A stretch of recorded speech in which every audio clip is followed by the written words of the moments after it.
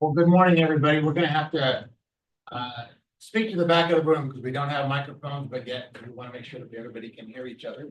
So welcome to the Capital Area Towing Authority Board meeting of April 9th, 2025. We'll go ahead and begin with the Pledge of Allegiance, and if we could have Director Kennedy lead us in the pledge.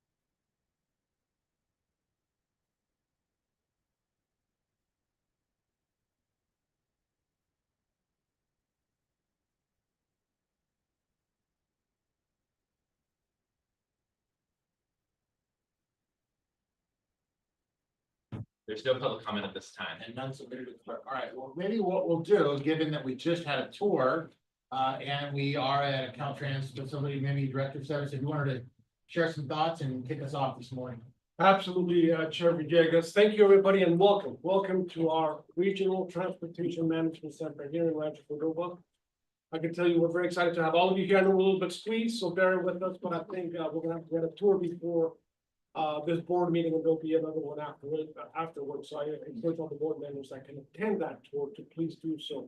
Look, at the end of the day, you can see the screen behind you, and how we work closely with our California Highway Patrol partners to really focus on safety, improving safety and mobility throughout the region by monitoring, detecting, and managing incidents on our transportation network. This is, again, a partnership that we work with CHP on. We also house their 911 dispatch center here. Needless to say, this is a 24-hour a day, 365-day a year operation. We also regional traffic management center staff work collaboratively with other districts, local agencies, and even states of Nevada, in order to help with the movement of goods and services throughout all of the district major interregional hubs. As of course, we got I-80 going through Sierra, so we work closely with the state of Nevada, I-5, and again other interstates that have not just regional but transcontinental goods movement importance. We also, out of here, just so everybody knows, we also coordinate the lane closures for maintenance activities, construction activities, even enforcement permits. Every time we're going to do lane closures, even if it's an emergency lane closure, they get the permission from here, there's communication, and that helps us operate our electronic, what we call changeable message signs, so that we can put messaging out there for the safety of the public. Just to give you some background on this, we monitor, detect, observe, and report on traffic issues related to District 3. We have over 250 closed circuit TVs on our use here to look at various aspects of our state highway system. Again, I already mentioned changeable message signs. There's over 100 of them that we monitor and operate from here. Again, this is all to help optimize and inform the public of major incidents that are happening in the road line. And at the end of the day, it's about safety. Obviously, safety is number one, and operations of the state highway system. So again, welcome. Hopefully, we have a great meeting, and you'll be jazzed by a great facility that we're very proud of having here. All our staff that do a tremendous amount of work. So thanks Sufa and his staff, as well as our maintenance folks that are located here that make it all possible. Sharon, thank you so much. Thank you, Director Service. Yeah, no, I think everybody would agree that the tour was wonderful. It's a great opportunity to kind of see what resources and opportunities we'll have as we kind of move forward with our own venture with the CARTA work. So thank you, Caltrans, for hosting, and thank you to staff. All right, so if there are no comments, thoughts, or questions, we'll go ahead and move on. Let's see. Make sure that we have the opportunity for any members of this body to disclose if there are any conflicts of interest on any items on the agenda today. Now, we've done. If not, then we have two items on consent. We have both the minutes of the March meeting and the final version of the mission, vision, and values. Is there any public comment on either of the five? There's no public comment. So does any member of this body have any comments or questions? Otherwise, we need a motion to approve those two items. Early moves. Second. Right, we have a motion and a second. All those in favor, please say aye. Aye. Any opposed? Get that item. Okay, that takes us to item 3, which is total hours eligibility collection and inoperability. For those who, for public identification, so we have one action item today, and then we have a few informational items moving forward on the agenda. So, okay, so Sam, take it away. Thank you. I love the Tennessee space. We have a really beefy agenda today. As we talked about in the last meeting, moving things through the policy pipeline. This item is for action, as Chair Vegas mentioned, and so I'm going to walk through 3 policies that are on deck for discussion and approval today. And I'll come back later with an informational item on more policies.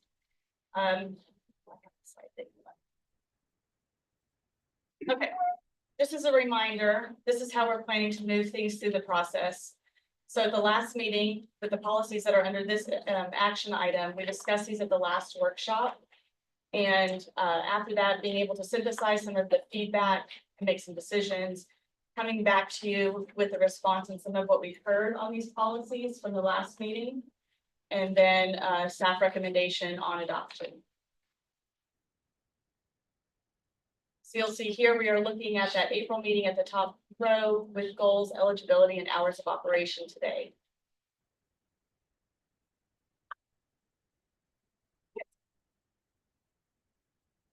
Right, full policy. So to review, from the last meeting, we talked about the eligibility of which vehicles can use the lane. And a lot of these are based on the California Vehicle Code. And so when we get to this item, we will be able to talk about that we're going to stick to what's already in statute as far as which vehicles are allowed. Under hours of operation, we're going to talk about 2 options. This is the 5 a.m. to 8 p.m. 7 days a week. That is peak operational periods versus 24/7 management, not necessarily pricing, but management of the lane to be able to have that operational flexibility. And then the last one we'll go over is interoperability. This is being able to use fast track tags or require fast track tags in the lane versus being able to allow customers to pay with either fast track or pay by plate.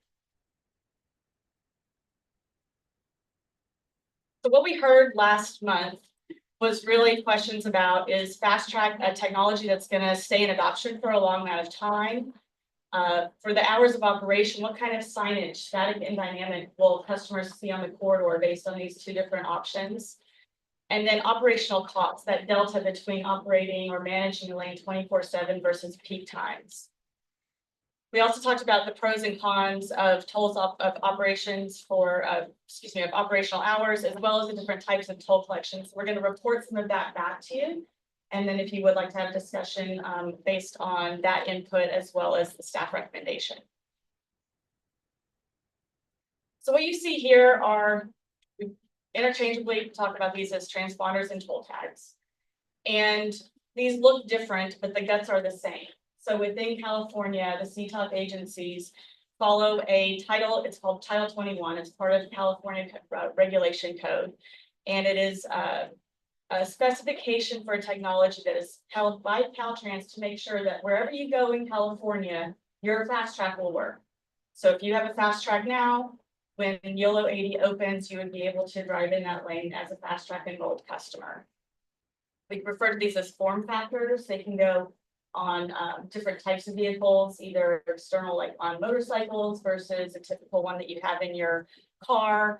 There's sticker tags and there's switchable tags. And this technology was, there was a migration over to the new what we call protocol. And that just happened. So that is not likely to change within the next few decades. This technology was adopted by California after a very deliberate process. And so we don't expect any kind of technology changes to be happening anytime soon. We were also asked about toll signage, and what you see here are static signs, as well as dynamic signs. That one in the middle that you see, those black panels, those are ones that we could actually control from an operations center to be able to signal to drivers on the facility. This includes the hours of operation, pricing, so the different types of vehicles that can use the lane, if there's any discounts for HOVs, and what you see on HOV lanes nowadays is very similar to what you see, only we've added the fast track logo and indicated when there are any kind of discounts, or on the dynamic signs, being able to say that if there was a period of open to all or anything else, that you can actually communicate those to really get that flexibility of management by communicating that on a dynamic sign. And this is what those look like. So for peak hours, what you see here, this is an example from Katy Tollway, is a set price based on the peak hours versus one that you may see more pervasively in the Bay Area is the 24/7, which has a lot more sign panels to be able to message different pricing, different discounts, and other things that are on the facility.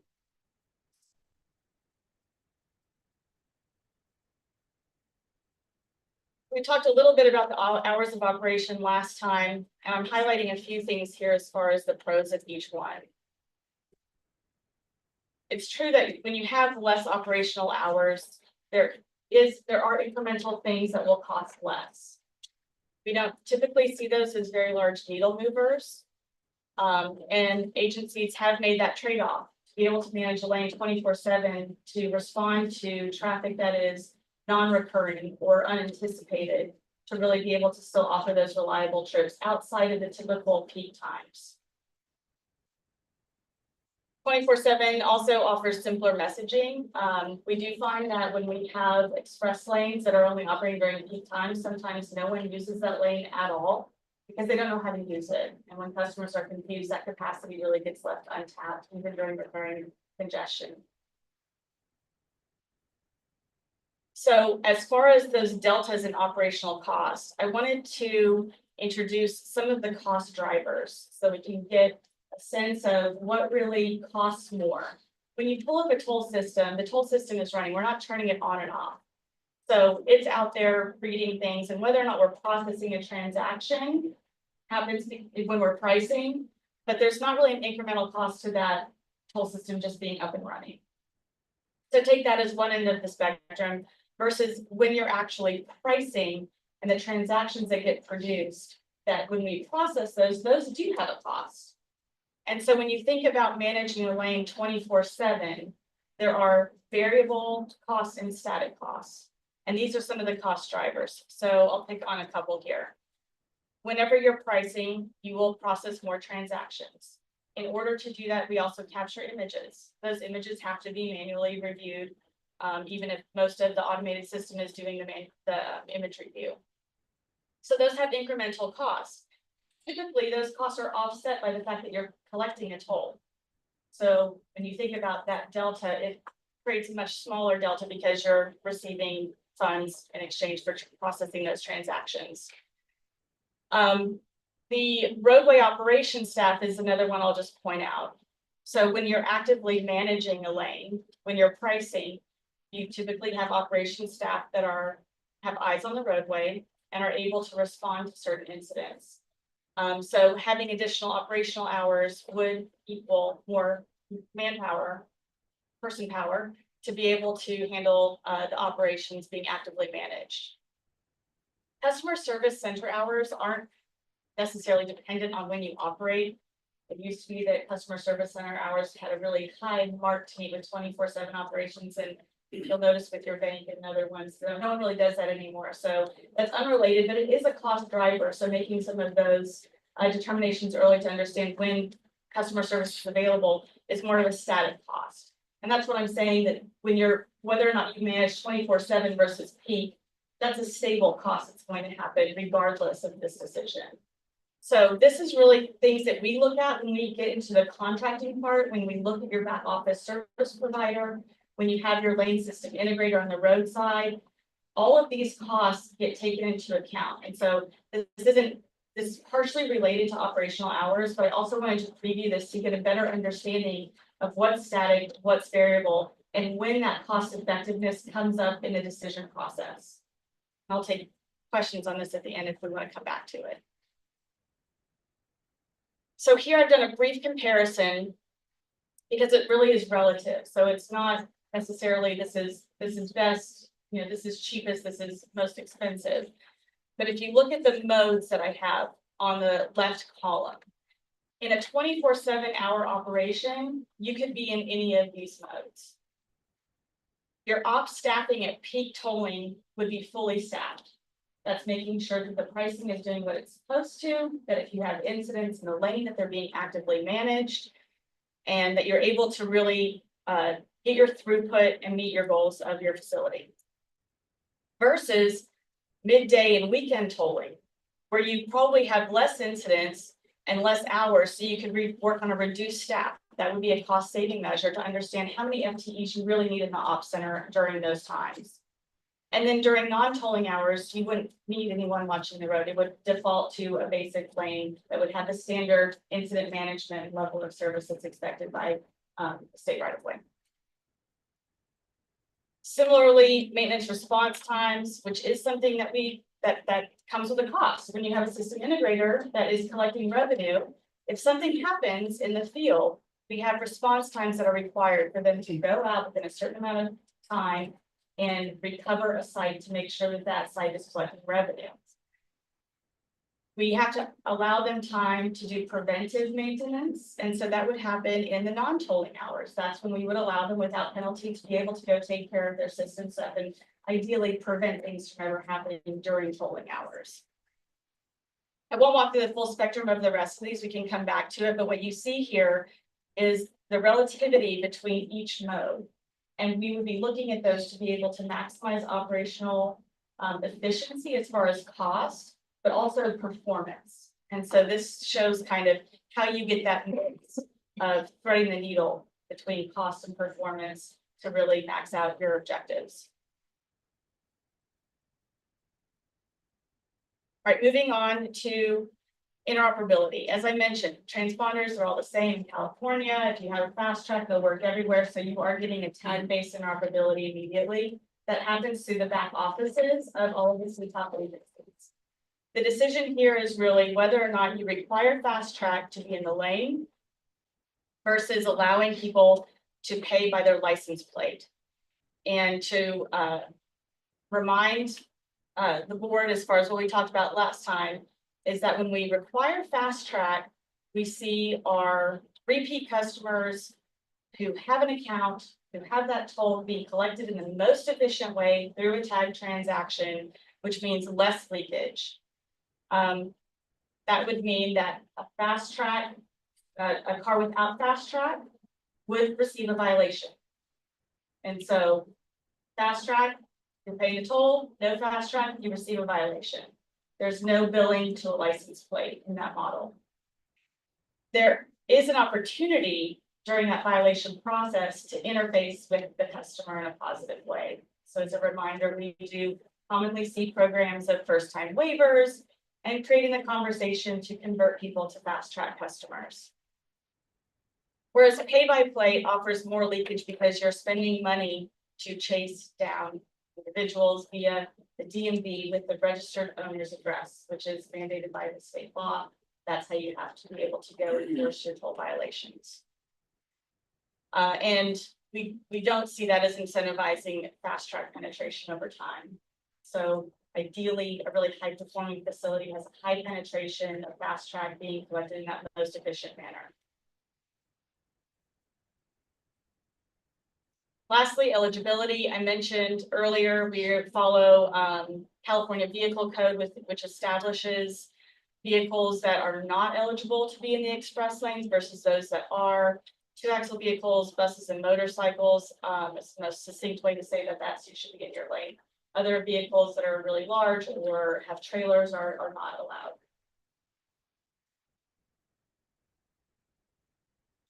So staff recommendation is for the board to take action today to adopt 24/7 lane management. Understanding that that is what offers the most flexibility between those various modes that I just spoke about. Requiring fast track for lane usage. And to adopt the CBC code for the code for vehicle eligibility. We would also like your feedback and direction on being able to explore a toll differential for license plate tolling with a fast track account. This is when someone does not have a fast track transponder in their car, but they have told the fast track customer service center, my plate is ABC 123 and here's money.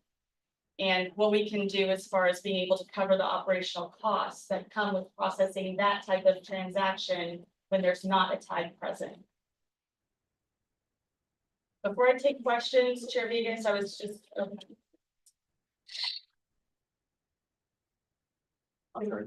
Okay, I can clarify it too. I was just gonna walk through the process real quick so we can see something. No pause, this is more of like an administrative piece process that we really thought through, so I want to introduce this concept. What you see is the toll policy register.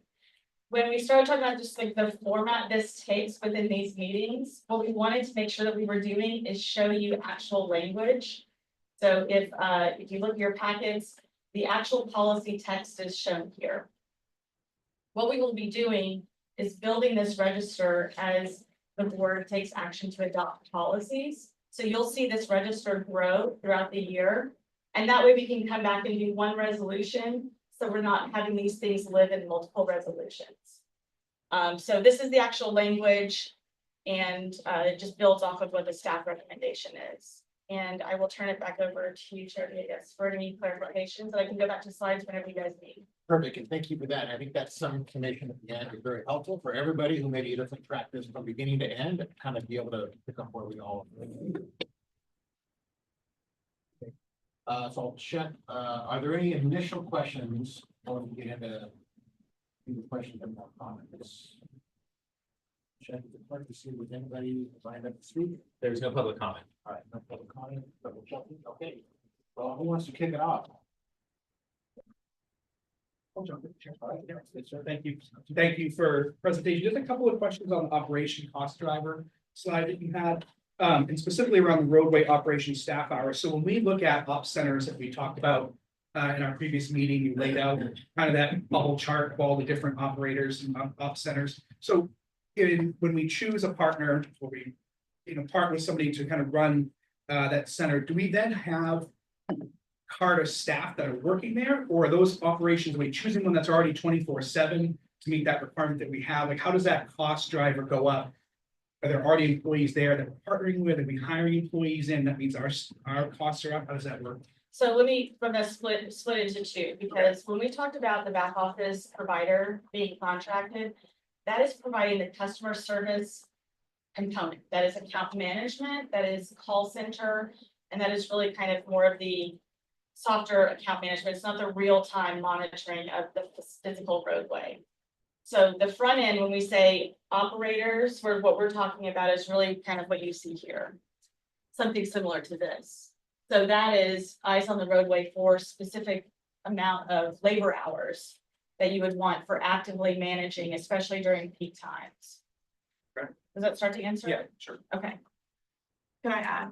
Yeah, go ahead. Yeah, so I think in both agreements, right, and with whoever provides our back office from the existing back offices. And in the relationship with Caltrans to have traffic operations staff for CARTA live here with the rest of the TMC. There is the ability to get incremental costs. Part of why we're doing both partnerships, right, is to save us overhead, office space, all of that background. And to be able to have different amounts of FTEs to simplify in both cases for the various tolling modes, right? So when it's peak hours, bunch of cars are on the road, we have more people, eyes on the road, and folks on the customer service. When we don't need it, we have less. Got it. And so then and thank you for taking the time to give us the tour today and folks who are here with us. So what does that partnership look like? There would actually be CARTA staff on this floor out here? when the lanes are, how do these work together? Like, we did the tour, we saw what you're currently doing, right? So how does CARTA mix in with what you're currently doing up there? What does that look like? Great question. Yeah, I can start. So we're still working with Caltrans to figure out, so there'll be an implementing agreement that specifies all of this that will come through the board. And so we're still in discussions with Caltrans staff to figure out exactly what it'll look like. At a high level, what we're thinking is that there will be TMC staff who CARTA pays for on sort of a reimbursement basis that are focused on CARTAs during the day when tolls are in operation, right? Because that's an additive activity, checking the toll prices. All of those pieces are things Caltrans staff don't currently do. And then when we're not collecting tolls, the idea is that Caltrans, who already manages the lane, make sure we're all safe, make sure we all get home, will be able to do that for both facilities since we're all in partnership together. So we still have to figure out exactly who can do what and who hires the person and how all of that works, but that's the idea.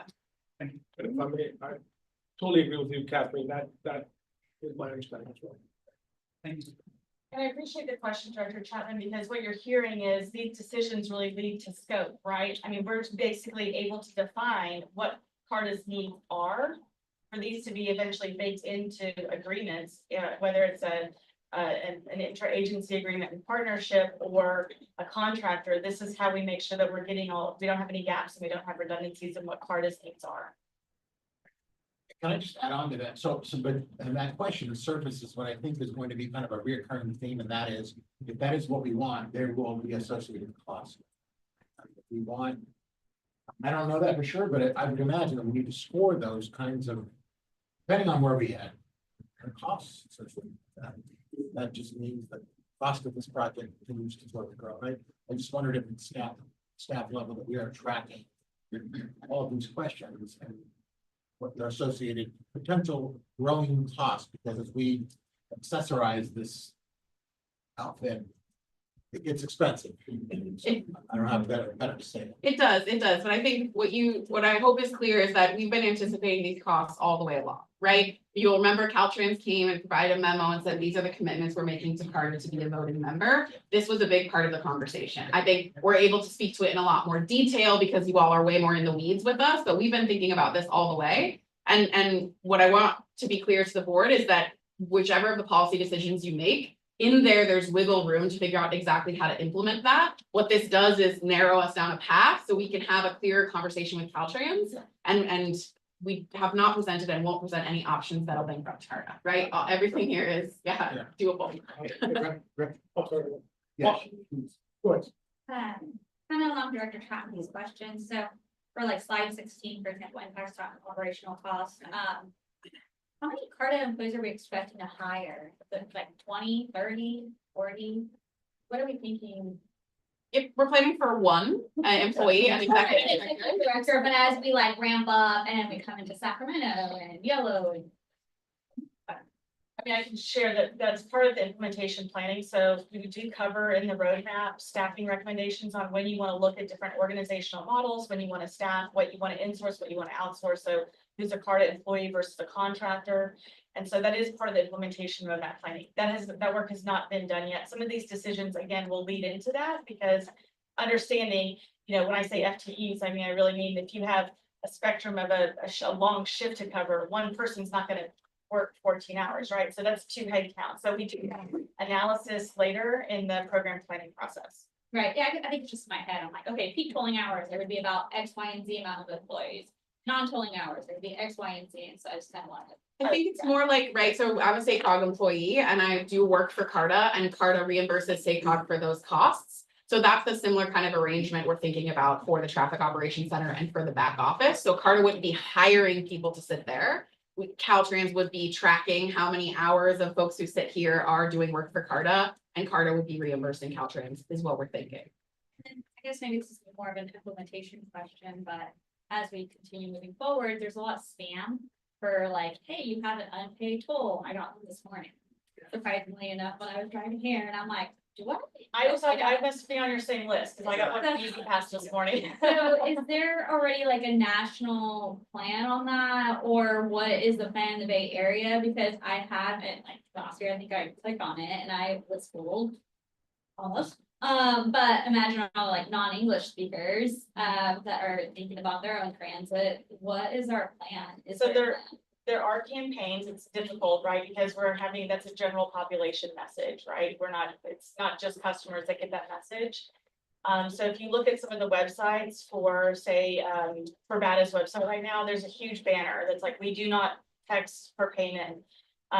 Nationally, the International Bridges, Turnpike and Tunnel Association has flagged this and has been doing a lot of talking points and trying to get out to media outlets to be able to help this conversation, help people understand that there are these scams out there. It also happens in the parking space. There's not really a magic solution to that other than just educating more people as to it compromises our ability to want to have people pay via text because that doesn't seem to be a very safe option for agencies right now, but it is a larger national conversation. And so CARTA specifically, we have the same banner on the top of our website that says we don't A, collect tolls, and B, definitely not via text. I get about an email every other week through the CARTA website asking me, hey, I got this text, clarify all of that. But what I can do is work with Sam to see if there's some social media or other materials that we can distribute to you all as board members, so you can get it out to your constituents and communities, so we make sure the Sacramento region knows. And then, and yeah, I just 24/7, I think I really like the flexibility of that, especially as we transition and like having management media, at least it's on my head, YOLO, so. I appreciate that, Director Tillman, and to Gates' point, we say we're, establishing costs and kind of getting our baseline down. That having 24/7, to your point, if there is something that's expensive and we want to say, well, how much are we really collecting during that time? Should we be tolling during that time? It doesn't take us a 2-month board schedule to be able to get there because we will have baked that in to our analyses and processes to be able to make those decisions and report back on them. Director Sutton. Thank you, and Sam, thank you for the presentation, really appreciate it. Two things, one, I just wanted to close on back to Council's commitment, absolutely, we're gonna be able to, a lot of these details will be worked out, but I do wanna tell the board that we are really, looking forward to working with CARTA as to how we can be as efficient as possible, I think that's the underlying theme here. As you can see, we are already monitoring this 24/7, that's our responsibility. So a lot of these things is gonna be what's above and beyond, which I can tell you, and this goes back to the letter that I wrote. That's gonna be very minimal compared to, you can imagine a standalone option, it would be horrendously more expensive. So anyway, we will certainly partner on that and do our best to minimize costs, being fair to everybody, obviously. The only other thing I have, and actually this is a great slide here, I wanted to get a better understanding on the maintenance side. We talk about maintenance response time, and it goes in rapid, reduced, or none, depending on what's going on there. And then we talked about Caltrans incident management. I want to make sure that I understand this better, because to me, maintenance response times to clear incidents, working with first responders, CHP, that's got to be rapid, obviously. I think we all agree on that. However, maintenance in the generic term of fixing the pothole, fixing the sign, that is more a different story. That's off peak, like you said, and that to me would be a little bit different than I showed you. Maybe I'm.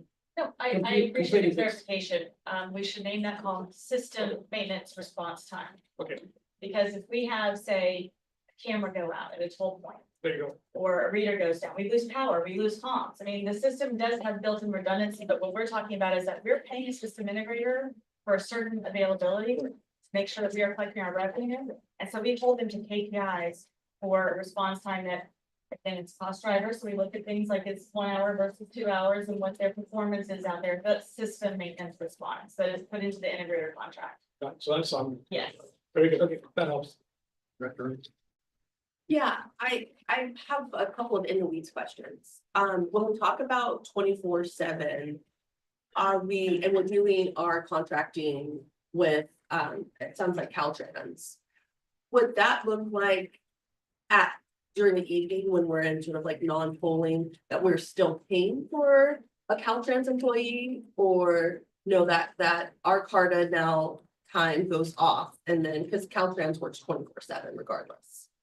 Currently, what the theory is, I would say, as we go through and plan this and negotiate with an agreement like that, would be that, yes, there would be a return to the CARTA staff, the CARTA afforded staff would be paid during tolling hours. And when there's not tolling, it would revert to what the traditional TMC responsibilities are. This is like a regular freeway regardless, Correct, right? correct. Okay. In regards to signage and just responsibility, my colleague brought up like potholes and that kind of thing. What parts of the tolling system is CARTA responsible for versus, you know, I equate it to like parks, for instance, for city, right? Like the developer builds the park, but then we're responsible for maintaining it after that. How does that You've been equate here? eavesdropping on our call. Okay, so the demarcation generally is civil infrastructure that is put in by a civil contractor is delivered and maintained by Caltrans or their contractor. The things that attach to that, the hardware, that also includes software, the cabling between those, and the things that we really want system integrators to be responsible for so that we can enforce KPIs, is what the system integrator does. And so anything that affects system performance, we try to make the integrator responsible. Because it allocates that risk really cleanly of performance to that integrator.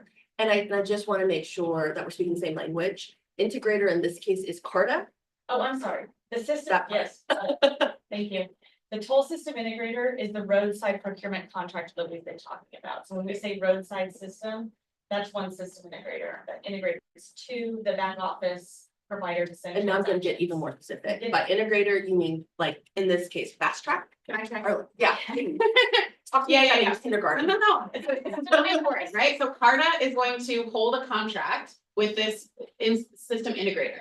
That private company that we hold a contract with is going to install their own equipment that reads fast tracks and has cameras and puts trips together into a transaction. And our contract with them is going to say, you're going to maintain all of the equipment that you put in and the software associated with it at a certain KPI. So CARTA is going to have oversight over a private contractor who is maintaining the toll part, and Caltrans is going to maintain the road part. And by road, are we even saying like, again, we had a great tour, thank you again, your team's amazing. Where we saw like signage, right? And by signage, I mean like signs. And so this is very complicated, very fast. And so I think at a high level, right, CARTA and through its contractor maintains the toll part and Caltrans maintains the road part. But CARTA is in meetings every week with Caltrans staff sitting and going like, okay, if this pole has a Caltrans light on it and a toll system camera on it, who maintains the pole? That's actually And what I'm so trying we to. are, yes, I will save you from, but we could report on this, but we are having all of those conversations. And Caltrans is being an excellent partner. They prefer to maintain most of their own stuff. Good job. And so what we're really trying to figure out is what makes sense between us two. And then we're gonna have a demarcation plans that are really clear. So that when we go out for this contract with the toll system contractor, we can say, here's all the stuff Caltrans maintains, here's all the stuff you're gonna be expected to maintain. Every single road mile, every single pole, every single sign. Awesome, thank you. And I think just to add, because I think it will help for future discussions when we talk about the roadside procurement, but these are services contracts. When you think of it as like, I'm gonna get the Xfinity is gonna bring my cable box and they're gonna do the fibers outside and everything else. I'm just paying for a service for my streaming. I'm not trying to buy a cable box and hook my own stuff up. We treat toll systems the same way with performance-based contracts. When I say we want to allocate that risk and responsibility together, that's basically part of saying, I'm not buying cameras. I'm buying an entire solution for you to make sure it works every day. Got it. Helpful, thank you. Yeah. Thoughts or comments, questions? Concerns? So you are looking for some action. We are. Some recommendations in front of us. It's a pleasure. Move staff recommendation. 1 second. All right. We have a motion and a second. Motion, I'm supposed to restate it, right? So motion by Kennedy, second by Chapman. Questions if not, all those in favor, please say aye. Aye. Opposed. There you have it. Thank you very much. Thank you. So with Generally uptick in that, thank you. That's a big thank you. Very happy to. yeah, we're big ones. There's a lot there. You know, maybe before we move on, and maybe not address it here, but it's something that kind of keeps occurring every time I'm on the 80 corridor. Before we move into the informational item. So the Solano stretch is about to come online. Yeah, right. Yes. Yeah, it is. That will be contiguous to what we are hopefully entering into in the next couple of years. There's a substantial gap, sorry, Chair Vegas. Well, the road system is contiguous, I'm sorry. Absolutely, Yeah, but, so there's a. What, like Dixon, Vacaville? It actually kind of starts in Vacaville, so like is the substantial gap is Dixon, is that what we're saying? It's between Vacaville and the old. So my question is, right, so the roadway is contiguous, but the systems by which folks are gonna have to pay attention to the things we just voted on are gonna be potentially different. And I guess I just want maybe, I want to put on the table as we go through our questions, our policy questions, and decisions.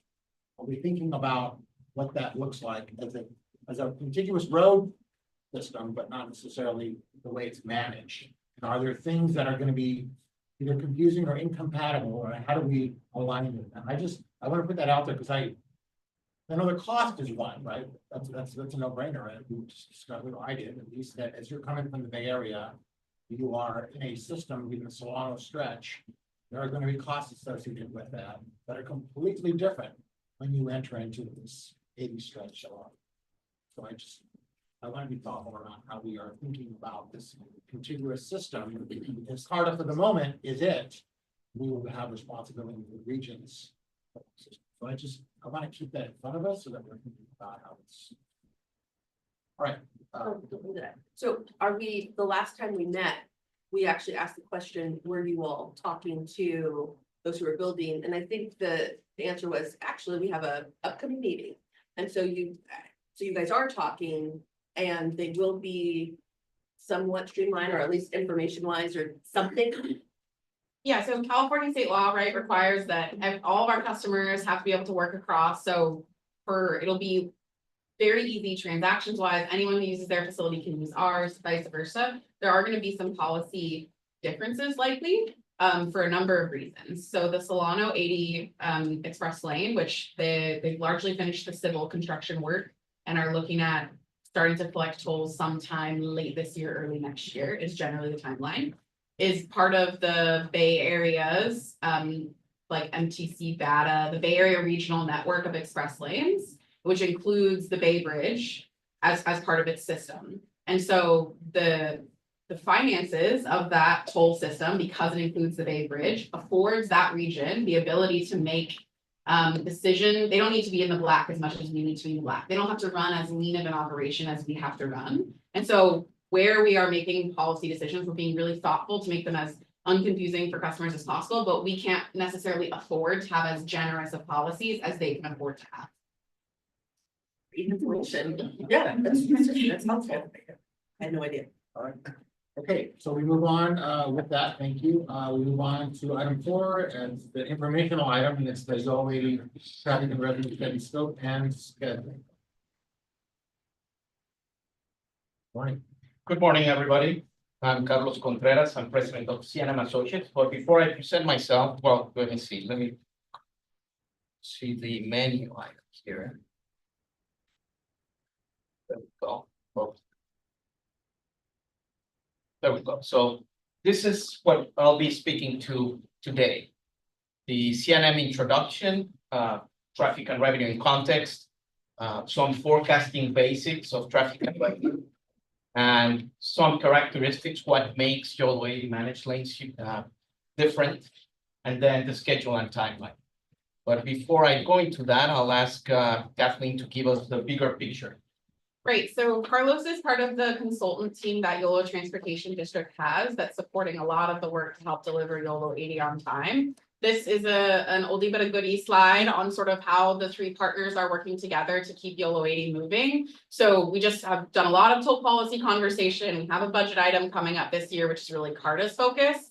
And YOLO TD in partnership with us is focused on the traffic and revenue study, which Carlos is going to present on today, give you a sense of that scope and schedule. And then Caltrans is heading up the construction of the actual lane facility. All of these things are intertied, right? So that's why we bring these items also to the CARTA board so that you all have a sense of what's going on with these work products that all relate to each other. Thank you, Kathleen. So now just a quick introduction about our firm and myself. So like I mentioned, I'm president of C&M Associates.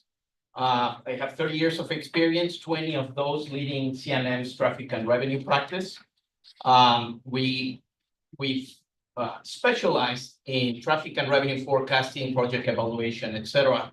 The map on the right shows where we have conducted studies for managed lanes like yours all over the country, including 4 projects here in California.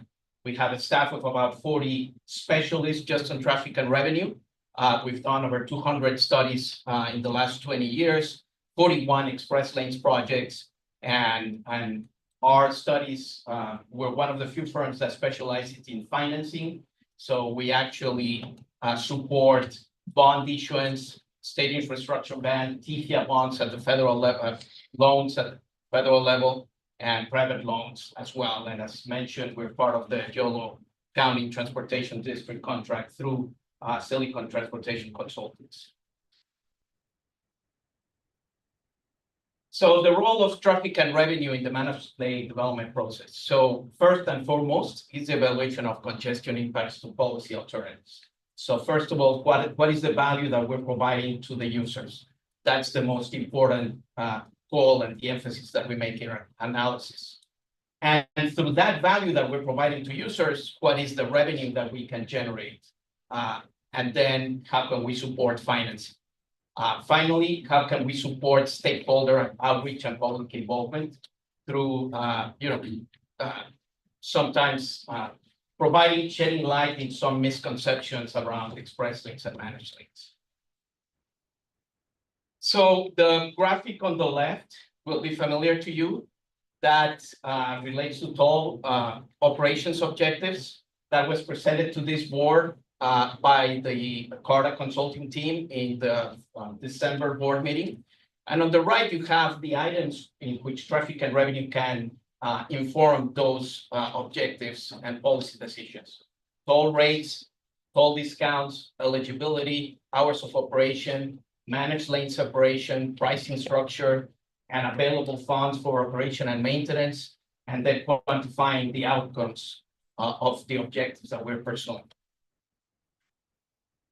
There's 3 levels of traffic and revenue analysis that are used by the industry.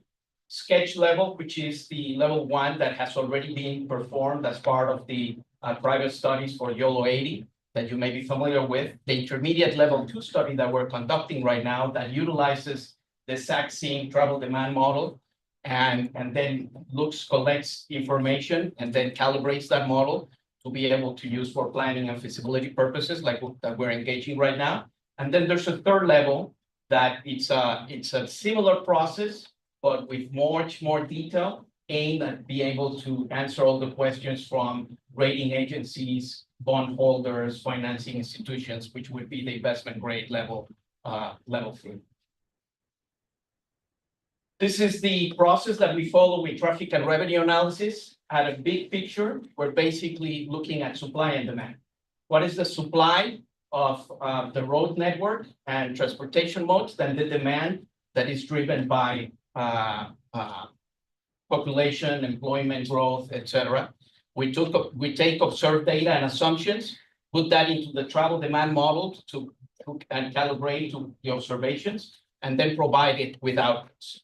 Now that is, as you can see, there's each one of those boxes has a much more detail underneath. What I want to point your attention to is that toll rates specifically are an output of the process, not necessarily an input. And that output relates to, can be a range of toll rates. On the right-hand side, we have revenue maximizing toll rates. So if we want to obtain as much money as possible for the managed lanes, that's typically using private concession projects that you have heard around the country. And then on the left-hand side, you can maximize throughput and as many vehicles as possible in the managed lanes. And then there's a set of toll rates in between. Those toll rates in between are an output depending on what kind of policy decisions that we put into our model from the previous slide. So many of the things that you've been discussing today affect those toll rates. And those toll rates besides the policy decision also depend on the willingness to pay from the public that we are addressing. And that willingness to pay can be briefly separated in two items. One is the value of time that users have that is many times dependent on income levels, but also on trip purpose, right? Depending on if I'm going to the airport and I have to get there on time, my trip purpose determines my higher willingness to pay, because I want to make sure I get there on time. Then there's also the value of reliability. And this is an important concept in managed lanes. So in other words, if you see in this particular project in Virginia, you can see the graph at the bottom. The blue is the shaded area in the speeds that you can observe in the facility throughout the day. So when it's heavily congested at the bottom, you can have toll rate speeds that are 10 miles per hour, 20 miles per hour. They're very slow. At the top end, very free flow speeds, etc. That there's a tax that users pay to be able to address that reliability. In other words, if I don't know if I'm going to the airport and I don't know if that trip is going to take 40 minutes or 25 minutes, I need to leave earlier. And that earlier, I'm paying a tax, not necessarily in money, but in my time. I need to leave earlier. So that value of reliability, being able to predict how much it's going to take me to get to the airport, I'm willing to pay for, even though that particular day, I may not be saving a lot of time on the express lanes, but just to be certain, I'm willing to pay a little bit more. Now, let me shift to what makes YOLO 80 so unique. I mean, the graphs on the right, at the top, you have YOLO 80. At the bottom is an extreme example on a commuter toll road that we've analyzed previously in another location. That, as you can see, on the bound, between the peaks, you have very high peaks in the AM peak, PM peak at the bottom, and in the midday, you have lower traffic. In the case of YOLO 80, that peak, that valley is not as deep, because, and particularly post COVID, we've seen this across the country, but YOLO 80 is a very strong example of that situation. The other thing that makes YOLO 80 very unique is that in the weekends, you can see that in that commuter toll road I'm showing, the weekends have lower traffic. YOLO 80, Always. There's traffic all Never ending. never ending, and not only never ending, it's at the same level as you see on the weekdays. So that's pretty unique. Another thing that makes YOLO 80 very unique, and let me just preface this map on the right. We extracted all the trips from the taxing model in the region, and just took those trips that use YOLO 80. So this map is just for those trips. And you can see on the green, those are the highways that see higher number of trips on the weekends. And the red are the trips that see higher volumes during the weekday. So this map illustrates very clearly how it differs. During the weekends, you have a lot of through traffic that is using YOLO 80 to get to other locations, Lake Tahoe, whatnot. So that, and it also includes going to the west. You see that before YOLO 80, you see a little bit of higher traffic also. So that means that these are trips that are coming from the Bay Area. So in the weekends, you're seeing more traffic coming, not only going far, on the west, on the east, but also coming from further away on the west. It's going to the south end of the lake. Yeah, yes. So, and this is just eastbound trips, right? You could make a similar map for westbound, but this is just for eastbound trips, just to illustrate the point. Now, finally, this is the schedule and the deliverables that we're going to present to you. Right now, we're in the middle of creating the traffic and revenue forecast. We're finalizing our travel demand modeling and calibration. And we should have things finalized by the end of May. And then we're gonna be able to look at scenarios that will inform the decision making in terms of how CARTA and Yolo County want to manage the express lanes based on some of the things we mentioned earlier. And with that, happy to answer any questions. There were any, well, thank you very much, very informative and very exciting. So are there any initial comments or questions by? Now we're gonna check with the clerk to see if there's any. There's no public comment. This is just informational, so. Not to take any action, but we are. I guess.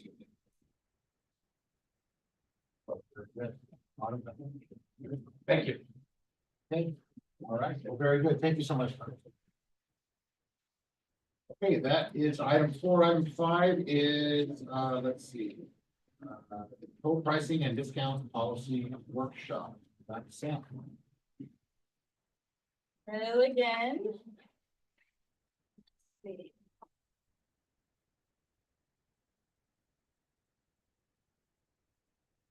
All right.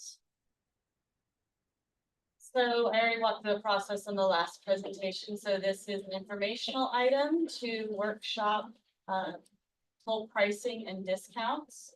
As a brief look ahead, and coming on the heels of Carlos's presentation, we're going to go through informational items today on pricing structure, fast track account management, as well as toll discounts. I just want to point out that towards the right, when you see the action items, you'll see a split there with 2 of those coming back to you next month.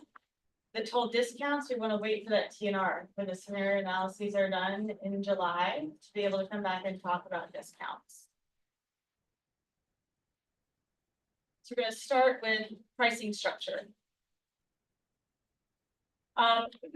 Typically in express lanes, we price to manage lanes that are trying to manage congestion. There are 2 different types of pricing. There is one that is variable and one that is dynamic. Variable is also called time of day because the terms variable and dynamic kind of sound similar in terms if you think of variable as a static preset time of day schedule based on analysis of what you think that congestion will cost versus dynamic, which is taking data from the roadway in real time and saying, this is what we need to price to be able to try and hit that 45-mile-an-hour mark.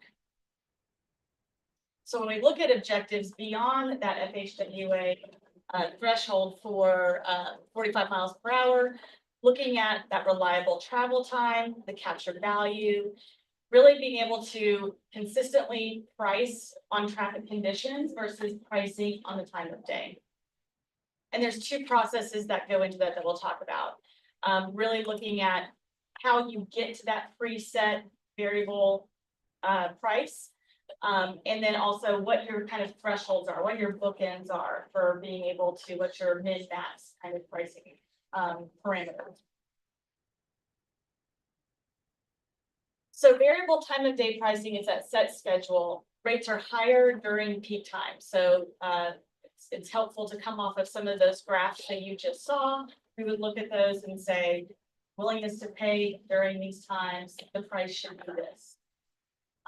They are static at that point, but they move hour to hour or whatever your parameters set up as far as being able to manage that predictable congestion. Versus dynamic pricing, which takes that real-time data, volume, speed, things like that, and says, I'm going to go, the software is going to go through a decision process based on parameters that we've also set and say this is what the price should be to be able to reduce that congestion and respond to when it's effective. So the price goes up, congestion goes down, the price will start ticking down.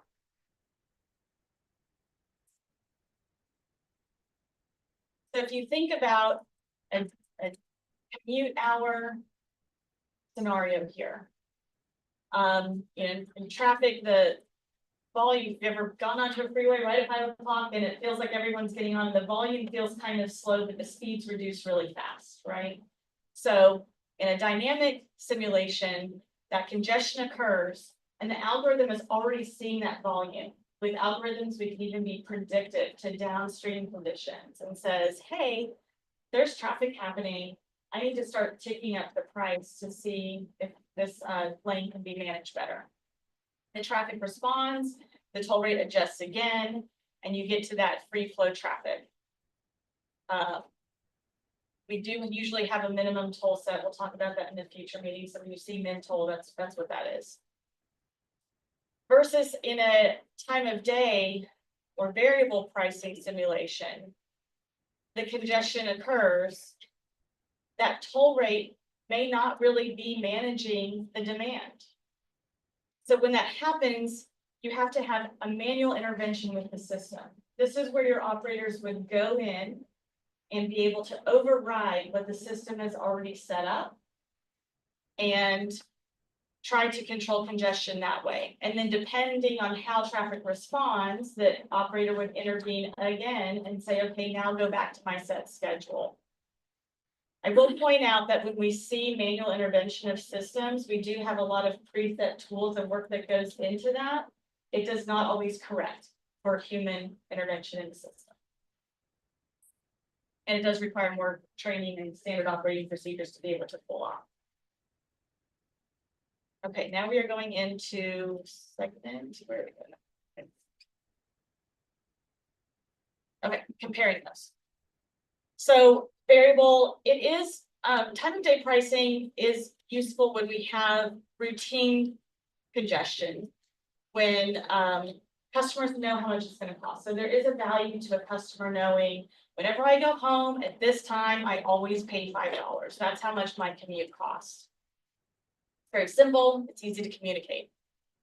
It does take more work to be able to go and look in a given month were the speeds at where we wanted them to be. And now we go do an analysis and say, okay, where do we need to tweak? And now we have a new schedule that we have to set up and put into the system, and likely new override schedules to set up and put into the system.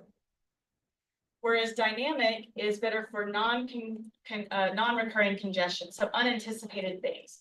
We see these not just because of incidents, but if there's a really big event, spring break, ski week, those kinds of things, an algorithm is going to be able to respond to those in real time with little to no manual intervention. It also is, we still look at that usually when you get to steady state on about a quarterly basis. We do an analysis and look at to make sure that the way the algorithm is configured, those thresholds that we set up within that software are doing what's best to be able to respond to congestion in real time. It does require more testing because we want to be able to see that algorithm working right and compare that to the TNR and that willingness to pay price. So there's still work that goes into that.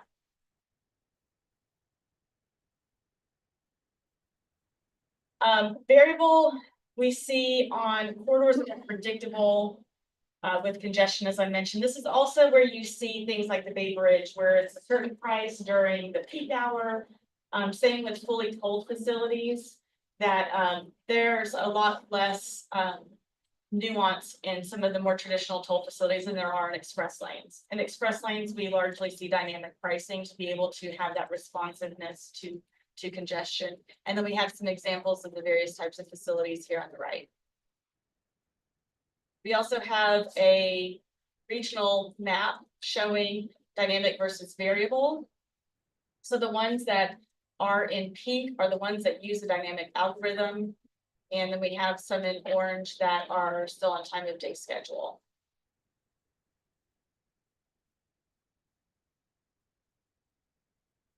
So, as I mentioned, there's operational activities that come with these decisions. Being able to program a toll override, that could come in the form of overriding a price. It says $2, I want it to say $3. It could also come in the form of our lane is full and we just want to allow HOVs. That's a mode where you have an HOV only mode. You can also do an override when there's no traffic out there and I'm just gonna non-toll, or there's some special event or an evacuation or something else. So there's all different kinds of overrides that are not just pricing, but also modes. Those are pre-programmed. Updates for the time of day, I mentioned that, as well as the pricing business rules. This is that min-max. So I don't want to make an algorithm sound too easy, because there will be some decisions when you look at what's the minimum amount of toll that you're willing to have during operational hours. Is there an operational soft max that you want to monitor based on that willingness to pay? I often tell people we try and be reasonable about how often the price changes. We don't want to look like the price is jumping so much that people don't really know what they're paying. So there is a certain amount of minutes that pass and a certain amount of increments of cents or dollars that can't go from $1 to $10 in 30 seconds, for example. So there are things that get baked in here. There are decision points. So I don't want it to sound like it's just letting the software do what it wants to do. Oh, and I mentioned the verification that it's actually working. So that analysis. Okay, so that is one policy. We're gonna pivot to the next one. So this is the second one that we have on deck today. And this is segment-based pricing versus per mile pricing. This is really how we look at the physical facility, where toll equipment is set up, and how tolls are assigned to that physical space. And whether that is done based on a chunk of roadway or on a per mile basis. Here's a snapshot of YOLO 80 traffic patterns, and I think this is also something that when we look at TNR, that being able to really understand what will move the facility and what will get it to high performing is important. Point out the 93% of the trips traveling the full corridor can make a difference when you think about segment-based versus mile-based pricing. I can come back to that with any questions. Hey, Sam, sorry, just a clarification, just go back. Can you just remind us, the full quarter in this case is? Davis to West Sacramento, where phase one of YOLO 80 will be. So what that's saying is that 93% of all the cars we see on the causeway are going the entire length across the causeway. They're not getting off in Davis or getting off early in West Sacramento. So sort of just say, we think pretty much everyone is a potential customer for the whole facility. No one's getting off halfway. So many trips. Yeah. Do you want to go through all sort of three components of this presentation and then take more questions, or do you want to do it chunk by chunk? Only because this is very heavy meaty stuff. Can we just take it in smaller bites? Yeah, totally. Yeah. I can wait for mine, yeah. But I do have a question about this first chunk. Yeah. Could we go to slide 6, Sam? And I guess just my question here, because really, and in the pros cons about dynamics versus time of day or variable. The situation you sort of talked about was really recurring, right? You sit on it every day, you get to 5 o'clock, and really the value of this, you're talking about non-recurring, right? Incidents, weather, Right. things like that. It's just for clarity. So most of the time, dynamic, and it's not a hill I'm gonna die on or anything. I just want to make sure the board is full understanding of this. For recurring average rush hour congestion, the sort of the additional sort of value of dynamic is probably less than in a non-recurring sort of situation when you've had an accident or weather or something like that, right? Yes. Okay. And this is where, and it's more just maybe an ask to the team when you come back for the second time to actually get the decision. What I'd really be curious to know, if we do know, because there are so many examples now of dynamic, do we have any understanding that, okay, for these, there's 68 systems nationally, 62 are dynamic, and for those, we see a 24% more efficiency in the throughput of the lane because we use dynamic tolling versus time of day. And I ask that knowing the answer might be like, we don't have that data. And that would be a fair answer. What I'm just trying to understand is there a number or an understanding of context of what really truly is the added value of the complexity of going with dynamic. Sure. And then in reality, when you do get an incident, when you get something that's so non-recurring, my experience is lots of time, it goes open to all, and they use the express lane to flush the corridor. So really, in practicality, how often is that corridor using dynamic, adjusting by $4, and people are staying at 45 miles per hour, and it's moving, you know, that. So I understand the theoretical promise of it, but I'd really like to understand from a capital, and I know they're probably not that much different in cost. We've talked about this at the tag. But just some context when they go to make this decision, that would be helpful. So just giving you a flag on that, that would be good. Because I'll turn the mic back over the non-mic, is the big thing for me isn't the fact that, oh, dynamic costs 8% more than the capital cost and 2% O&M over time. And, you know, it's really to me, the biggest downside of this is the lack of knowing of what the toll is gonna be. And that is the number one thing that causes low-income people not to use the express lane. And that is a huge downside. And so you might have to manage the lane to a lower theoretical maximum so you don't overfill it. But people know when they're at home, I'm gonna use the lane today because it's $8. And most of the time, that's gonna satisfy most of the people. And so for me, as I sit here, that's the one thing that I want. So is the extra throughput and promise of dynamic worth the complicated messaging to the general public about what the rate's gonna be? That's what I'd like to understand. So yeah. Oh, sorry, I think that, no. Yeah, I'm not in next year. No, I appreciate. So that's my curiosity. And I think we can come back with some data. I mean, anecdotally, most of the agencies, when I have asked before, especially when you look at some of the corridors that have a very routine price, right? There's some corridors that are so predictable that you're like, it's always this price. Like, why wouldn't you just switch to that? It is the operational flexibility of incident management. That is a really big driver that says they don't want that. They want the modes, the different things that come with the algorithm that are preset and the ability to do that. So they don't have the cost of the people having to do that manually. That said, I feel like your point taken as far as what the investment is could play into that.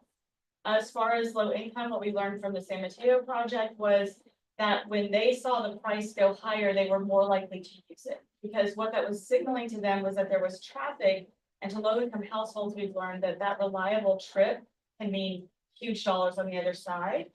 But we do have the general, what's it gonna cost, should I get in the lane or not? And that's where the signage comes in. So we can come back to see if there's, I'm not sure if there's any specific hard data on that kind of, whether or not there's efficiency or higher performance because of an algorithm, but we can look at that for. I think we generally know, right, Greg, that like half of all congestion is actually non-recurring. I mean, it's non-recurring, right? It's incident, it's not rush hour.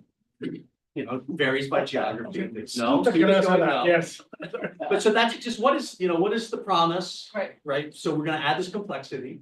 What's the promise of it? Do we have data? Yeah. And then, yeah. Thanks, Sam. So I have a question on the dynamic. You mentioned with the time of day variable, you have the option to switch modes, right? The dynamic also provides that same flexibility. Correct. And so I guess, thinking about the unique attributes of all the corridors in the region that ultimately will come online. I don't understand, I don't understand the same way that Matt does. Why dynamic wouldn't be the preferred alternatives as far as, over time, that reoccurring congestion and in a dynamic algorithm is going to be the same price, right? More or less. Sometimes, I mean, if you look at the curve of a facility that's open for a full year, for example, you see changes. So you see kind of that initial opening, the adoption, and then you see the people finding value in that reliable trip. And now you have more vehicles using the lane. And so now you need to increase your price. Same with, we're not gonna talk about discounts today, But discounts on clean air vehicles play into it too, right? So you're trying to really be able to manage that efficiency, but over the curve of time and over the curve of the day, you can see changes. But during those like typical commute periods, would the dynamic not normalize? It does, like if you, yes, I mean, I would predict if we pulled some data from a national scan, we would see that most facilities have their kind of baseline average rate. Where on a typical day at this time, it's probably about this much money. And what we've learned from our heavy commuters in the Bay Area is that that cost becomes just part of their transportation expenditure. Most of them don't know what each trip actually costs because it's just hitting their fast track account. But for low income, it does present an opportunity to be stickier, more education, and being able to market the value of that so that those individuals know when and how they can use the lane. My thought process along Director Flick's thought process right now in terms of like, well, option one, policy one, and then plus the second one. So I was waiting to ask this question, but like for us as policymakers here, mindset, like, am I willing to pay versus can I pay? Can I afford it for the 5 hours of work I'm gonna get to work today? To be able to go clean someone's house in Davis for the day and make it on the way back, am I gonna increase my fees for my cleaning service? So can I pay versus willingness to pay? And I think that as we move forward, like setting that in the back of our mind is important because I know equity and discounts is something that we're gonna be discussing and continuing to study. But as we're crafting the policies now, like that's willingness to pay versus can I afford it? Needs to be like front line of the center. As you know. We could bring some data back on that as well. I mentioned that we have done a lot of analysis on evaluation of San Mateo's program, which is not a pilot, it's actually a full-blown program, and things that we learned when people had, they could use transit or fast track. And for the amount that they had on their fast track, they chose to use the lane at its highest cost. So that tells you the need of their daily calculus on when that time matters was when that lane was at one of the higher rates. So we can come back with some of that. So I hear you, and I think the affordability and accessibility is something that's gonna have to go forward into the equity discussion. To make sure that, you're being able to serve all potential users. Yeah, it's, think about the people at the workplace, like, people that are remote right now have that luxury. My staff is hybrid. Like, there's people that can't afford to not be remote, so. Yeah, and I'd be curious to hear the reliability piece when we get further into this, because probably you sort of split it up into this value of time and the reliability piece. The reliability piece will butt up against the decision that we make as to whether or not it's. All right.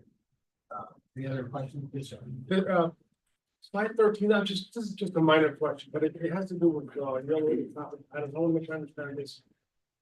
You talk about 75% of trips are non-work. That sort of caught my eye. 19. Yeah, me too. Andrew Staff, Director Service. Okay. So can you, it's like, honestly, I thought, especially Monday through Friday, most of the trips were commuters, Brooklyn. But this is saying the opposite, right? Or am I- Should you, bifurcate the data, work week versus the weekends? See if we can do that. So this data is not from our traffic model. This is replica, which is sort of cell phone, GPS, real observed trip data. And there's more limited functionality on what we can split, but I'll see if I can split this more. So I don't think it's gospel, right? Maybe it's 75, maybe it's 60, but I think the Majority. majority, The point. right? Yeah. Right, yes, I think it's an important takeaway. I mean, like I said, I would be interested to see Monday through Friday and then the weekends. Understand, what's their trip purpose? Is this because they do survey? It's inferred. What is that? Inferred. Yeah, that's. I know what the word actually means. Define it. It's curious. So. Sure. Sorry, yep, so we can come back with some methodology on replica, like a traffic demand model. It takes a lot of inputs. It brings things together. One of the benefits, right, is that it's not predictive. We can look season to season, year to year, how is US 50 construction affecting YOLO 80 traffic? Those are the kinds of things we can understand with Replica. But some of the processes on how they determine trip purpose is a little bit different. So again, this is not up here for us all to leave and say 100%, it's 75% non-work trips. It's for us to leave understanding that this is not really a work corridor, which I think is what we all also know intuitively as residents of the region. So this corridor is unique in that way, right? So, as more segments of highway come online over time, are the policies that CARTA is establishing now going to be applied to those, or is there some flexibility in the future to come back and revisit those? And, you know, The approach that we're taking is to establish a baseline that is a regional model for CARTA to start on. Then deviations, nuances to address specific facility needs, specific populations, things like that can come on. But it is to establish more of a regional context that will work for, when you think of it as a network and not one corridor. Just, you know, I'm not a voting member, but as a member of the CARTA board, the two objectives I see is one, making sure that the old 85 is successful. But also looking at, you know, the flexibility of the region over time. So any information that can help, you know, give the voting members and all of us, you know, for that. And I think that's why flexibility has been such a big word to us in the baseline piece. It's understanding, like, when you start really having that vision of a network, that flexibility is the only thing that will work on an enterprise level. You know, you should give them out with the 50 corridor, the area folks going to Tahoe. You know, we know more than 80% of the trips on that corridor during peak holidays or Bay Area, you know, trips. Yeah. And so, you know, we certainly want to have the flexibility to capture some of that toll from those folks. It's on there. Right. Yes, sir. Just quickly, yep, thank you, Chairman. If I just a couple quick points, so on Director Blitz's point around and what you mentioned on the San Mateo piece with families or folks using the tolls that are is that the toll discount piece is going to come back in August? How does that San Mateo piece you're talking about fit into the decision that we're going to make in May? So I would say that the San Mateo, the way it works is it's not a discount, it's actually a subsidized, pretty loaded fast track transponder. So we're not working on the side of the ledger of deducting tolls in a forwarded equity program. That has not been decided for CARTA as far as the form of equity, the type of benefit, whether it's in lane versus a transit type thing. So I think there's a lot of discussion to be had there where we think about it, and the reason we're holding off on discounts until the TNR is because that has a direct implication, not just to the cost of your program, but the performance of the lane itself. I'll point to clean air vehicles to compartmentalize the equity conversation. I'll use clean air vehicles as an example instead, that when those go free, we have no way to get them out of the lanes. And for a long time, people call these Lexus lanes, but now they're being called Tesla lanes because we cannot price Teslas out of the lane to manage congestion and let other people in. So those are the things we look at related to both cost and performance when you start talking about discounts. And I would just emphasize, I think the points you brought up about information, you know, the percentage of things like that around the variable and dynamic. I mean, one thing that we know, I think, is that it's not predictive on that corridor, right? It's not set time of day. It's not in the morning. It's not at night. You get on that freeway at 9 o'clock at night, sit there for 2 hours. So I think having the flexibility around that and getting more information on the dynamic pricing and the benefits of it would be an important piece, emphasizing, you know, what you brought up, because it's so variable, right? That stretch is extremely variable. I would bet now if we pulled up the causeway over there, there's probably traffic sitting right now, right on one of those streets, which we haven't seen yet. I'd love to be able to see that stretch of people up here. So. And that's fascinating, because if you think about it, is that old adage around just because we can doesn't mean we should. And the reality is that what you just said is that we can never price the Tesla drivers out of the lane. Maybe taking it a little bit further. Then there's potentially no end to what we could continue to charge. At some point, it's going to level out. We're not going to get one. But the reality is, it has a policy decision to your point. If we could continue to ratchet up, if the driver is to generate the maximum revenue. The downside of that is that those who can't are constricted to the limited lanes that don't allow them to move, have that mobility corridor that we are obligated to also represent. So It's, yeah, when you squeeze on one end, it's gonna come out on.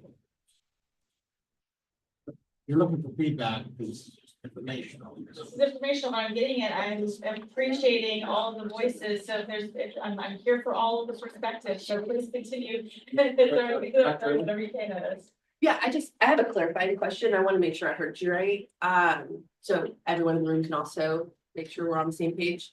I think what you said in response to Matt's question regarding drivers who are low income, that what the data has shown is that when you increase the price, those drivers are more likely to use those more expensive lanes. I just want to make sure. We have one data point from one county that in our equity program, when the option, they could use their fast track for say a bridge toll or an express lane, right? Overwhelmingly, they chose bridge toll because there's no choice there, right? That's what they have to take. So our low income individuals in our equity program chose, most of their fast track money on bridges. The express lanes, when they did take the trips, they were at the higher rates of that facility. And Okay, so again, I'm just trying to boil it down, in very simple terms. low income households use the lane when it was at the highest cost because that's when the traffic was the worst, and that means their time was most valuable. Got it. More expensive to be poor. Yes. Got it. Thank you. Are there any other, are there other data points or data sets that you can bring back next month? It's not just that one San Yes, I Mateo, made some California, notes like. on, that one is there- public, so that one, and I worked on, so I can't speak off it off the top of my head. Sure. But yes, we have other, I wanted to get that anecdotally as one data point. It is something that we have seen though, when, bridges converted from cash to all electronic for like the last 2 decades. Equity was a huge thing, and so we have a lot of data as an industry that came from what happens for the cash-based customer, which tends to be lower income, lower education levels. So there is data out there from other types of facilities, but more recently, MTC has a program on 880 that's running a pilot program that has had some outputs of their evaluation made public, so I will bring some of those back. And if I could, University of Washington's done a lot of research on this, on the express lanes in Washington, and it reinforces what Sam is saying about San Mateo.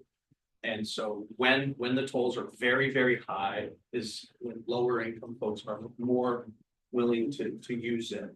And it's because the marginal savings of time when it's only $1 or whatever isn't enough for them, right? Levels to get into the lane. But when they're gonna save 20 minutes or 30 minutes, they get in because they have a high value trip in that moment. They've got the things, gotta pick up my daughter at daycare example, or make a flight. So yes.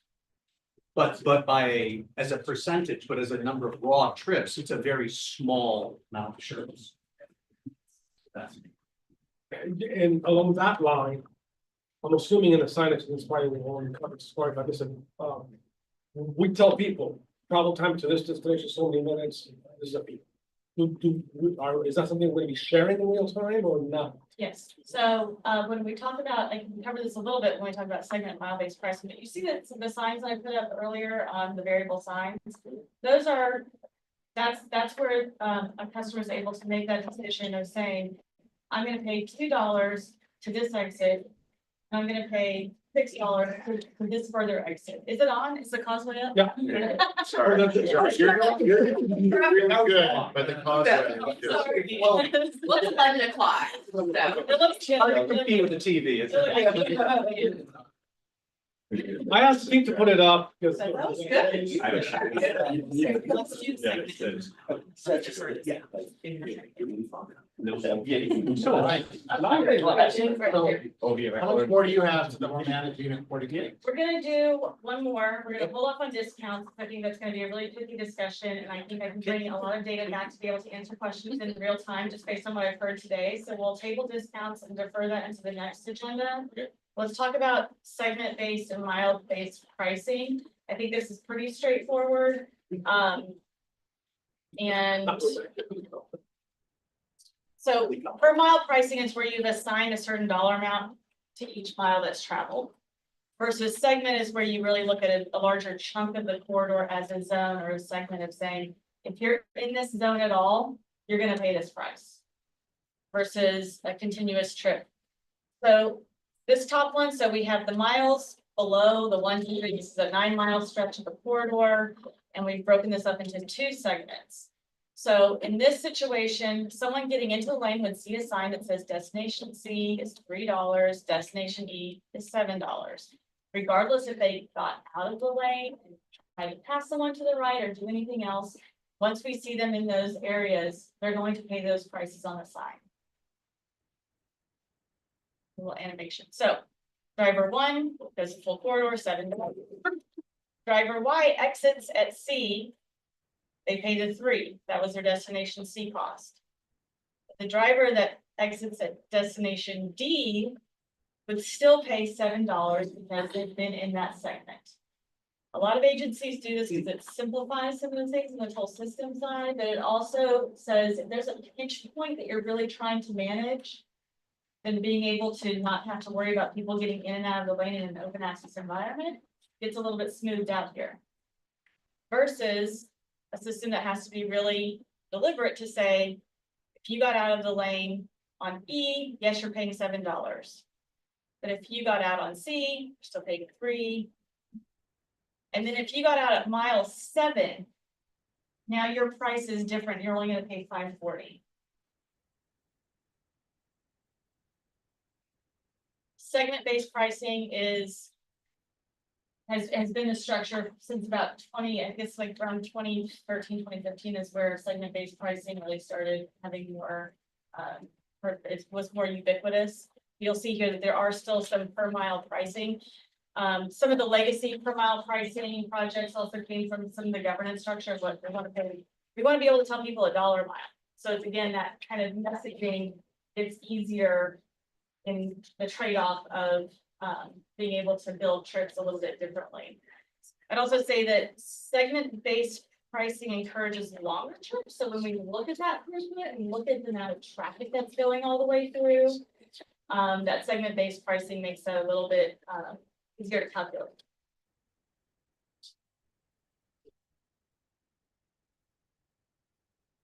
That's all I have on that. Any questions about segment versus mile base? Based on the, and I think we discussed it earlier, on the characteristics of this corridor, it almost seems like it's more catered towards segment. Right? Would you, any comments on that again? I would agree with that based on what we've seen in your data, Right. that having a per mile, I mean, per mile is where you have, 20+ miles and open access and a lot of trips happening within there, right? I think it also, like I said, I think of segment as like managing the congestion spot, not the piece of pavement. And a lot of per mile is kind of a legacy, like per old toll roads, where you're gonna pay this, the agency had to pay $1 million per mile to build it, so we're gonna charge this much per mile for it to get our money back. And so there's a little bit of a legacy in the per mile sense. What I'll add though to your question, Director Aceves, is in the tag discussion on this item, there was sort of a question along the lines of what Director Deloria asked on the previous one, was sort of like, okay, YOLO 80 is like that, but what are the future corridors? And so that's some analysis we're gonna do and bring back to you all, so we can understand, is that the case for a lot of the routes we're looking at? Or if we think about our next one from the airport to downtown, like, are a lot of people getting off on Arena Boulevard or something, and not necessarily, and how are we thinking about the segments there? So does segments still work? So there's more nuance with the corridors that aren't causeways, which we'll be bringing back. Thank you, Catherine. Still follow up on that. Would us, whatever, eventually when this becomes an action item, us choosing one or the other, is that across all potential future corridors, or is that only for this one? And then another corridor, we can look at the characteristics of that corridor. So as Sam indicated, what we're trying to do here is establish a regional baseline for toll policy. We can look at deviations as other corridors come online. We can also look at updating the baseline, right? But we're looking at, 7 to 10 years of YOLO 80 being our only corridor in operations. So we should keep an eye on the future corridors, but we have a lot of time, a lot of things are going to change between now and then. Thank you, Chair. Does the per mile or segment-based pricing have any impact or correlate at all with the variable or dynamic pricing? Does one work better with the other? Does it not matter? Can it be mixed and matched? I mean, segment-based and variable works nicely because it's just smoother as a customer experience and easier to sign for. So like, if you think about signing for a per mile, we're signing to major destinations, so that 540 that you saw. Being able to sign for every iteration of every trip, it's a little bit more complex. If you don't have, time of day. And then how big are your signs and how many toll rates are you doing? And so just like people don't know if we don't sign a discount, we say 50%, right? So it's making decisions like that of how much you're communicating and how simpler is better. I will advocate that simpler is better. And it's easier to, you will spend more on communications and marketing with the more complicated policy you have. So the more simple you can get it to communicate and make it apparent on the facility itself, the more users you have and the more customer satisfaction you have. So we'll take a quick check, make sure we've got some public comments, all right? Yeah. Yep. I've never seen LTV. We move out. I'm just hanging out for a sec. This is such a great discussion, first of all. I know thank Sam and the team for this. Just a couple of thoughts on both the kind of time of day versus dynamic and also the segment based versus per mile. But I thought it was a great suggestion to bring back more information about the YOLO area characteristics, because this is the first project, it's going to be the only project for probably a decade, and it's so important to get it right. I do think the analysis is what we've looked at internally. It's just so crazy variable on YOLO area, the congestion. I mean, Carla showed you that segment that showed how different it is compared to kind of like typical commute corridors. I mean, like, is there a powder day in Tahoe? Like that, and that can like drastically shift how many people are traveling on the corridor. How many days a week is the governor making people come into the office, right? I mean, these are like, there's just, and another thing I would say is because it is a bottleneck, it's a choke point where you have multiple freeways coming together on either side and then no surface streets to absorb, people cut through traffic. And so all of those things mean that congestion on anywhere else on either end of that bottleneck can just, it gets concentrated, right, as it goes through there. So I just think the kinds of spikes that we see in congestion are really unusual because of the unusual characteristics of the corridor. So all of that to say that, like, I think time of day pricing is going to be very hard, at least out the gate on this corridor because of all the unpredictability. And that I personally think that dynamic is going to make more sense, at least while we're getting to know it. We can always, again, go back and course correct if we find that there's some predictable patterns we can count on. But I worry about us kind of tying our hands and then people feeling like the lane isn't working because we're not able to respond within the changing conditions on this corridor that has such constraints. And then on the segment based versus per mile, we saw that slide, right, that like 93% of the trips use the entire corridor. And so I don't see a situation in which people on one end of Davis are using this to get to the other end of Davis. Like that just doesn't make any sense, right? And if we know that the vast majority of people are just going all the way, then if I'm going eastbound and I'm coming to Davis, okay, great, it's going to be 8 miles to get to the YOLO 80-50 interchange in West Sacramento. I don't have to think about, okay, 50 cents a mile, how many miles is it on the causeway to get to West Sacramento? That's just like adding complexity for people. If we know that most people are just going from one to point B, like keep it simple. And that's where I think the segment base probably makes sense. Thank you. Thank you. Is that it? That was the only public comment, yeah. We have one last one. Yeah, let's. This is an easy one. But I'd like to bring back for action next week, because we're going to be looking at back office contracts. So fast track account management, I showed all those different form factors of fast track tags. This action is really for the distribution, marketing, and enrollment of those transponders and setting up of those accounts that will be in the back office system to be provided by that service provider. So when we think about what we would need locally with, like, say, retailer agreements for distribution, where the tags can be made available, how they get mailed out, things like that are something that we'll be contracting as part of the back office. Are there any questions about that or any feedback?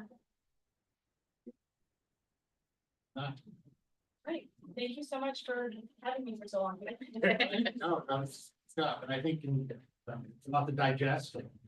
So thank you for breaking it down for us. Okay, that was the I'm excuse me, item 6, that may be our budget update.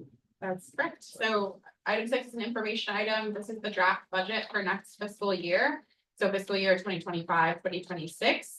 Attachment 6A has a draft budget table for you, includes the adopted budget for this current fiscal year that we're in compared to the draft, so you can see what we're looking at in terms of changes. The staff report also includes a larger discussion of CARTA's financial picture. This is gonna be a much meatier item at the May meeting, right? We're bringing this before you all to keep on the good process of having a draft budget and bringing a final. But really, we need to talk about this next year's budget in concert with the whole multi-year budget to get us to total revenue in 2028. And that's what we'll have for you in May. So what this draft budget assumes is that the only revenue that CARTA brings in is the next loan from SACOG's managed fund. And so it's a more minimal operating costs to match that revenue that we anticipate bringing in. However, in order to have the toll lanes come online in 2028, CARTA does need additional revenues this year, next year, so on and so forth. And we've been working with local agencies along the YOLO 80 corridor and member agencies of CARTA to try to figure out where that additional revenue can come from to be able to cover CARTA's startup costs. So just to flag though, what we have at least for the draft, the staff report covers kind of the major items that are changing, which include the addition for executive recruiter and on-call services. That's consistent with the staffing direction that the board gave staff back in February. There's also a new line item for financing and financial planning. Part of the work to cover CARTA's funding gap is likely going to include a loan from the California Infrastructure Bank. There's associated origination fees and that kind of thing. So that line item is to help cover those costs for CARTA. And then expanding the toll program management consultant contract, right? We're looking at that gap between what SACOG does for a program management capacity ending in December, looking at hiring an executive director summer of next year. And so the consultant hours are going to be greater in that gap period to bridge us between SACOG leading CARTA program management and the executive director getting hired. So you'll see an increase in that line item for next fiscal year. Very high level, happy to take any questions and dive deep, but I think really next month is going to be a much larger budget conversation. We've been developing a multi-year budget forecast on the expenses and the revenue side that we'll be able to bring to you all with a lot more detail. Thanks, Oh, yeah. Kathleen. So on the loan agreement with SACOG, so that went to our policy and innovation committee this week. They're recommending that to our full board for action next week. I wanted to highlight one thing that we talked about in terms of changing the terms of the original loan is deferring the loan repayment from 2028 to 2030. That would give CARTA more flexibility, right, in how it manages all of the loans and financing that it has to do. So that's the only change that CARTA staff and SACOG staff have kind of talked about. So far, SACOG gotten positive reaction on that, and so just wanted to highlight that change before it comes back for. Yeah, thank you, Eric. That draft loan agreement and promissory note is included in the attachments for item 6 as well. Yes, sir.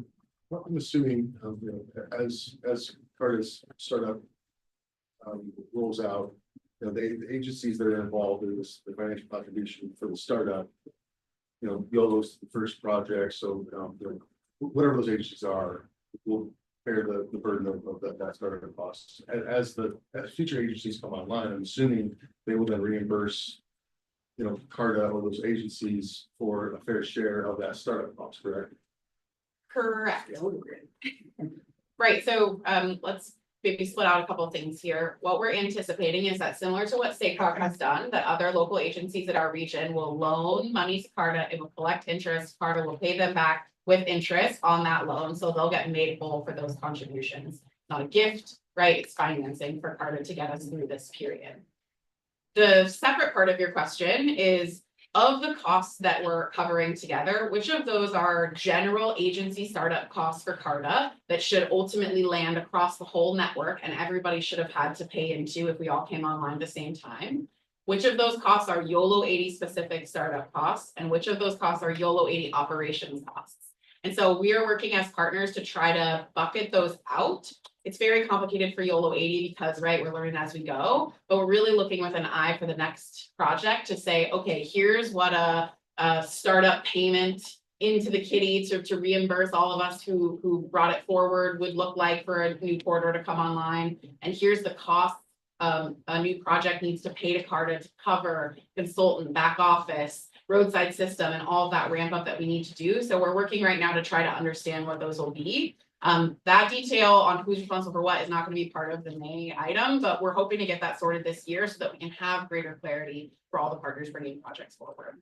Just to add on to that a little bit, right, so just like Director Sivis said with the Caltrans Operations Center, right, there will also be ongoing costs that are attributable to specific projects, and we're gonna map all that out as well.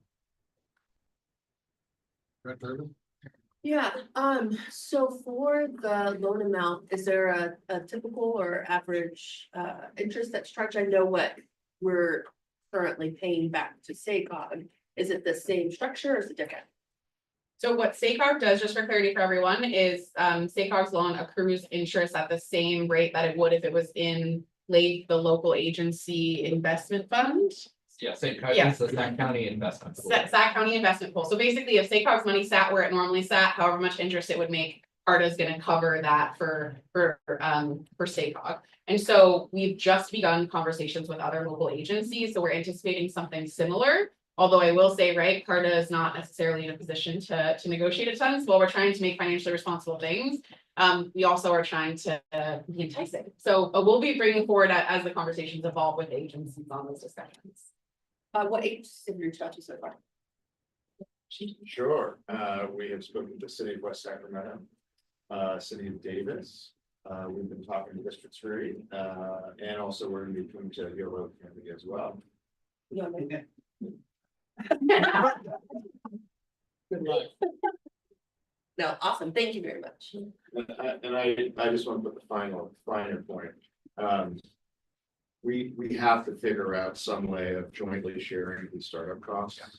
Because without the startup costs, soon there'll be no sharing of anything to actually have to sort of struggle through. And so just want to put that's a very important thing.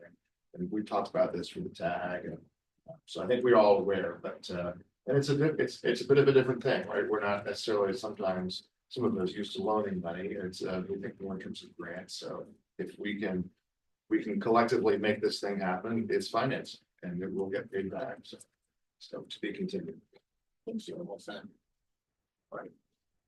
Right, if there are no other comments on it, thank you very much. So the applicant's gone into it. We have 4 items on there. For the record, there was no public comment for that last item. Perfect, thank you. We have 4 items, receiving file, the O 80 management update, the SAC 5 managed lane update, US 50 managed lane update, and then the CAPC corridor as well. So our information. So the next meeting is currently scheduled for Wednesday, May 28th, 2 o'clock back in SACOG room, but I think you heard there's going to be some meteor items. So time. All right. So if there are no other